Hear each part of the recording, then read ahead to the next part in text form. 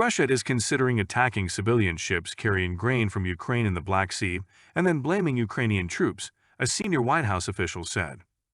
The Russian military may expand their target of Ukraine's grain facilities to include attacks on civilian vessels, a National Security Council spokesperson said, referring to coordinated efforts to justify attacks on civilian vessels in the Black Sea and blame it on Ukraine for these attacks.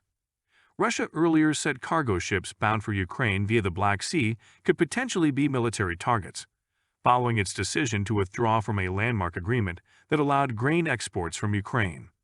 After a second night of attacks around Ukraine's southern port of Odessa, President Volodymyr Zelensky accused Russia of deliberately targeting grain export infrastructure and putting vulnerable countries at risk. Kyiv encourages other countries in the Black Sea region to intervene and guarantee the smooth running of cargo ships. The effective closure of sea lanes used to export Ukraine's grain to North Africa and the Middle East has revived fears in Europe's neighbors of a deluge of cheap grain supplies.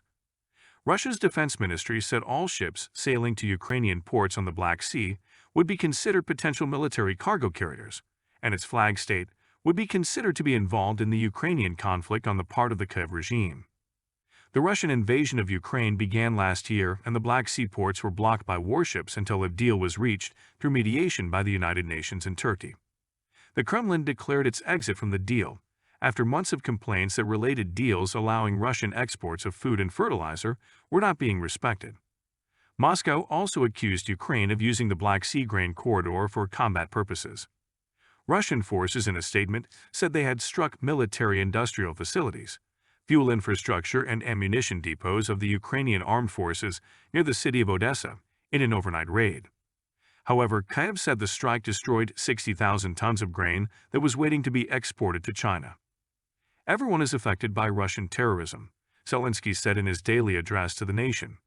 Everyone in the world should be interested in bringing Russia to justice for this terrorism. As the attacks escalated, wheat prices on European stock exchanges skyrocketed Wednesday, up 8.2% from the previous day to €253.75 per ton, while corn prices rose 5.4%. The agreement allowed the export of more than 32 million tons of Ukrainian grain over the past year, providing relief to countries facing critical food shortages such as Afghanistan, Sudan, and Yemen. With the attack on Odessa, Russian President Vladimir Putin stole the world's hope for Ukraine's grain, said German Foreign Minister Annalena Baerbock. But Putin at a government meeting accused the West of using the grain deals as political pressure, and that the deals have lost meaning. He added that he would consider rejoining the deal only if all the principles that allowed Russia to participate in the deal are taken into account and complied with. Ukraine said it was ready to continue grain exports despite the end of the deal and called on other countries to help. The mandate of the United Nations should be added here to create military patrols that will involve countries associated with the region, for example Turkey, Bulgaria, or other countries, said aide to the President of Ukraine, Mikhailo Podolyak.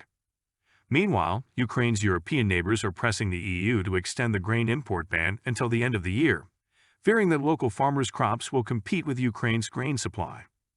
Brussels agreed to allow Poland, Bulgaria, Hungary, Slovakia, and Romania to restrict grain imports from Ukraine until September. On the front lines, the fighting is centered on eastern Ukraine, where Kyiv's counterattacks have been struggling to break through Russian lines despite broad support from its allies.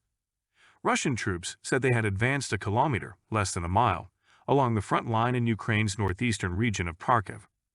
In Crimea, Russian officials ordered the evacuation of 2,000 people, following a fire at a military site on the peninsula annexed by Moscow. Authorities did not say what caused the fire, but some Russian media reported hearing explosions in the area and footage showing columns of black smoke in the sky. Military targets on the peninsula, a key supply artery for Russia's campaign in Ukraine, have been targeted frequently in recent months. It is expected that Ukraine will receive more military support in the conflict, with the United States announcing a new $1.3 billion aid package that includes air defense systems, anti-tank missiles, drones, and other equipment.